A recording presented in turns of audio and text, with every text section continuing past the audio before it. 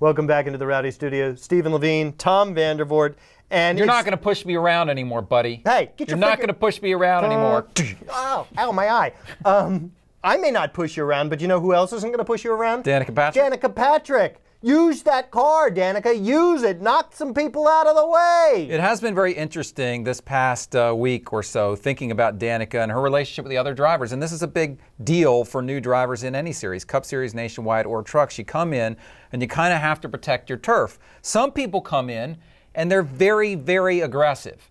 And that is one way that you don't earn respect from the veterans if you kind of are taking all the time, right? But the flip side is you can maybe be too deferential. And this past weekend at Michigan, Danica's crew chief, Tony Eury Jr. said, hey, Danica, you can't let guys just roll through you all the time. You're going to have to protect yourself a little bit. You can't just let them turn across your nose, assuming you're going to lift and give them room all the time. They got to know that they can't take advantage of you all the time. So she may have to start spinning some other dudes out. And let's just be clear.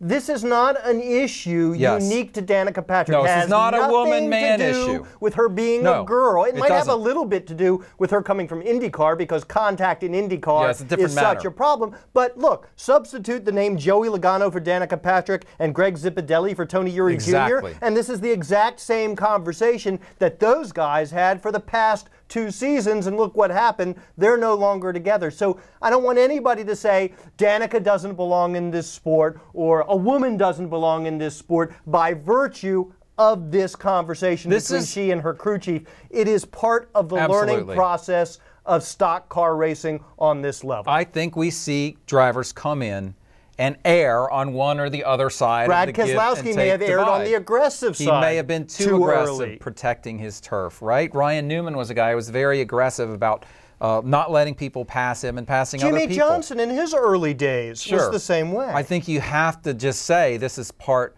of the learning curve. If you go back to Jeff Gordon and Dale Earnhardt Sr., Jeff Gordon tells a great story about going down into the corner with Earnhardt, knowing they couldn't go 2 or 3 wide in there, and Earnhardt looking over at him and Jeff realizing that I'm going to be the one that lives here because I'm the young kid and he's the veteran. Okay, right? He's Dale Earnhardt. He's Dale Earnhardt. So there is that dynamic out there on the racetrack, but by the same token, it can't be that every time you go down there with someone else and one driver has to lift, it can't always be you. Well, there's 2 aspects of this, right? One is just philosophical.